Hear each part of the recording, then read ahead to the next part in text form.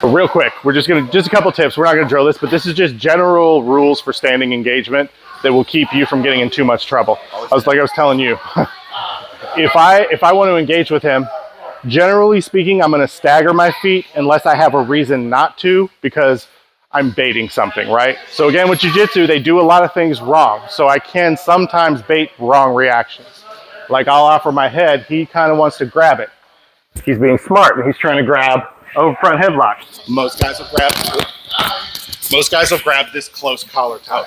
This is a mistake. Do not do this, because the space here is too easy for me to dominate now, right? Like I was telling them, I learned this the hard way in a comp. I came out and I grabbed this and the guy just immediately ducked on me and went around behind my back, and I got my back taken like 7 seconds into the match. So you've got to really like think about it. If I want to hit collar tie on him, that's fine. I'm going to reach with the rear hand. My rear hand collar ties. Now, if he wants to counter that, he's got to switch his feet. Now he's in a place where he can start to collar tie and do something, and that half a second gives me the time I need to do something. General hand fighting when we're here. If my hands are on top, I'm probably dominating the hand fight. If his hands are on top of mine, he's probably going to win the hand fight. Simple rule. Because if I want wrist control and his hands are on top of mine, he's going to get it first, right? So if my hands are on top, I can usually get in. Double wrist control is hard to get, but this is where a lot of our offense will come from, because we can start to feed our elbows in, underhook. If I'm an overhook player, I can throw this by, grab my overhook. Finding a tie you like is the important part. The first tie I found that I really liked was the overhook, and that's because I'm tall, right? An overhook's nasty if you're a tall person, because you've got so much length, you're gonna get kicked over. Underhooks are great. You just got to really think about your head positioning on underhooks. If I let him dominate the headspace with underhooks here, he's going to throw a whizzer on me with the arm that's in, and now I'm going for a ride.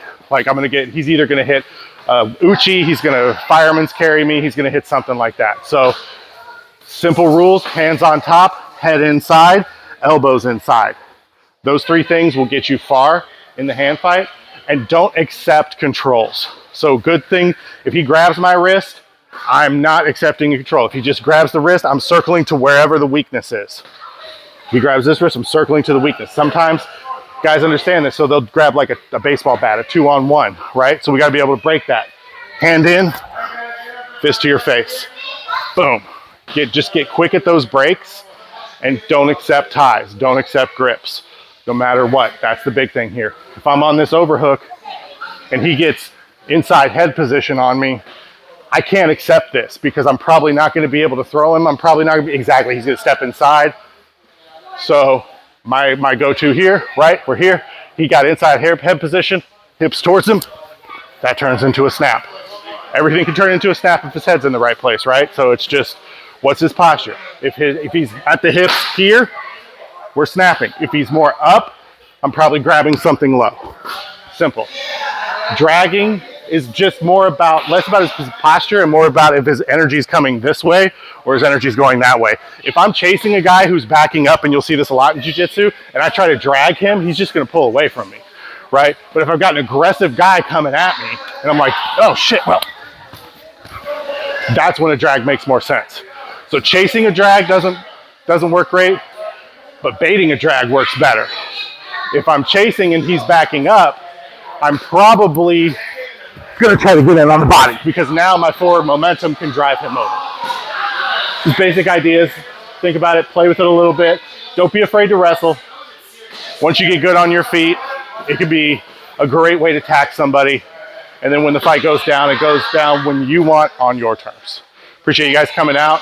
We'll line up and we'll get a picture. 1, 2.